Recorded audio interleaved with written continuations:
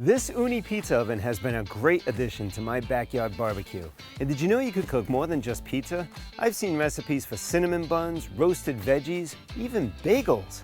But there was one thing I wanted to try outside of my pizza zone. A couple of ribeye steaks.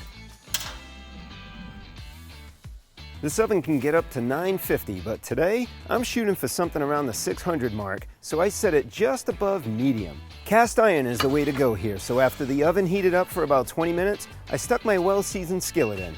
It only took 5 minutes or so for the center of the pan to read somewhere in the 6 to 630 range. Oh, and if you don't have an infrared thermometer, get one. When you're first cooking pizzas, it is awesome to know exactly what the temperature is on your stone, especially when you're first getting started. I added a tablespoon of olive oil and dropped those steaks in. I love that sizzle. Let's talk seasoning. For me, one ingredient, and that's salt, and plenty of it. Just when you think you have a right amount, go ahead and add a little bit more. So I just season up both sides with plenty of salt, make sure you get the ends. And if I'm doing this the day before, I'll throw them in the fridge. No wrapping or anything, just leave them in there. And then the next day, an hour before I'm gonna throw them in, I'll go ahead and pull those out, let them sit on the counter for a little bit. If you're doing it the day of, then just season them up an hour before you're gonna throw them in and they'll be ready to roll.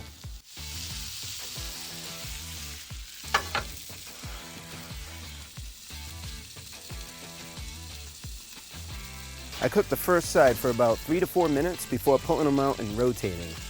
Now, when you rotate the steaks, make sure everything rotates front to back so you cook them evenly. Remember, the Ooni fires up, or at least my model does, from the front and left side, so that rotation is important.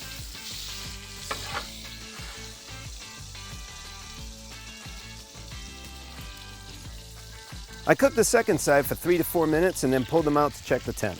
I'm shooting for around 130 for medium rare. I'm at about 120 here, which is perfect. I'll tint some foil over them, let them rest for about 5 minutes, and that should bring the temp up another 10 degrees. That little nap will help you get some real juicy steaks. All in all, I'd say this went pretty well for my first time. They were a little more done than I would typically like them, and I think that was for a couple of reasons. I think I actually needed that internal temp to be a little bit lower when I pulled them out before I got them resting. And also, the steaks I got were a little bit thinner than I typically would, so I think with a thicker cut, I'd be in good shape.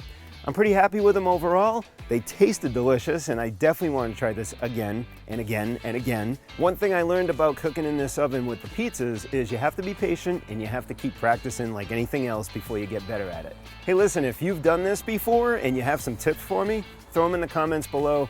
I know that would be really helpful, not just for me, but for others that are watching this video. See you next time.